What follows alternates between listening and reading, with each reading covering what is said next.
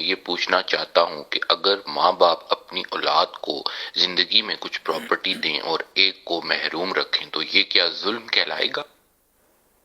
جی مفتی صاحب۔ والدین اگر زندگی میں کسی کو پراپرٹی یعنی جیسے اولاد میں تقسیم کرنا چاہتے ہیں تو اس میں شریعت کا حکم یہی ہے کہ وہ کسی کو بلا عذر شرعی محروم نہ کریں، یعنی ان کو چاہیے، بلکہ حکم ہی دیا ہے کہ بہتر یہی ہے کہ برابر برابر ان کو تقسیم کر دیں، اور اگر بیٹوں کو دگنا دینا چاہیں اور بیٹیوں کو اس سے آدھا جو کہ تقسیم بعد الموت ہوتی ہے بطور وراثت کی ہوتی ہے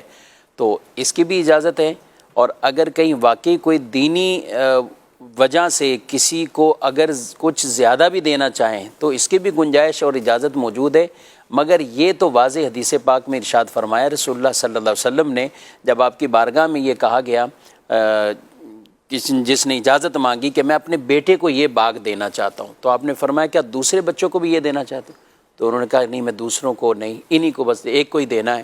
تو رسول اللہ صلی اللہ علیہ وسلم نے فرمایا کہ اس ظلم پر کسی اور کو گواہ بناؤ، یعنی آپ صلی اللہ علیہ وسلم اس پر گواہ بھی نہیں بنے اور اس کو اوکے یعنی یوں نہیں فرمایا،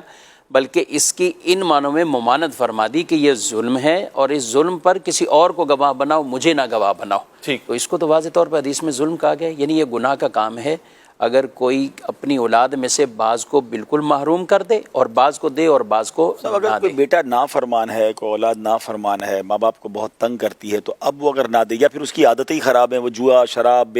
سارے پیسوں کو برباد کر دیتا، تو پھر والدین کیا کریں؟ دیکھیں بعض چیزیں ایسی ہوتی ہیں کہ جہاں واقعی جیسے میں نے کہا نا بلا عذر شرعی تو کسی کو نہیں کر سکتے، کہیں واقعی عذر شرعی ہو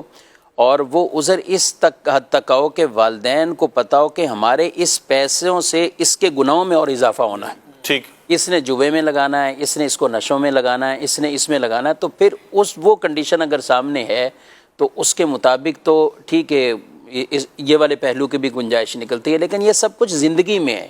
ایسا نہیں ہے کہ کوئی والدین یا والد انتقال کر جائے اب بعد والے بھائی کہیں کہ چونکہ اب اس کے کام گناہ کے کام ہیں تو ہم اس کو وراثت میں سے بھی حصہ نہیں دیں گے، یہ نہیں ہو سکتا۔ ٹھیک، وراثت میں جو حقدار ہیں وہ تو سب ہیں، لیکن زندگی میں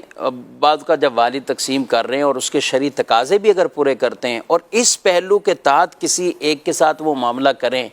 تو یہ ایک الگ بات ہے، لیکن اس کی پوری تحقیق تنقیح ہونی چاہیے کہ واقعی یہی والا پہلو ہے یا کیا ہے۔